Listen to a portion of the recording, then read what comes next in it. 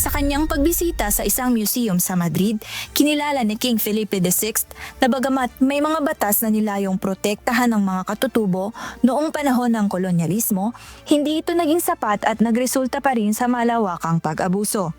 Aminado ang hari na kung susuriin ang mga pangyayaring ito, gamit ang pamantayan sa panahon ngayon, may mga bagay na hindi may pagmamalaki ang Spain. Sa kabila nito, binigyang diin niya na mahalagang unawain ang mga pangyayari sa konteksto ng kanilang panahon at matuto mula sa mga ito sa pamamagitan ng masusing pagsusuri. Ginawa ng hari ang pahayag sa gitna ng matagal ng tensyon sa pagitan ng Spain at Mexico kaugnay ng kolonyal na kasaysayan.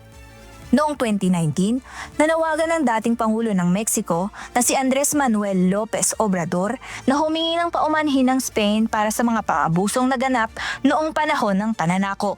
Hanggang ngayon, hindi pa ito tinutugunan ng monarkiya ng Spain na nagdulot ng paglalim ng alitan sa pagitan ng dalawang bansa.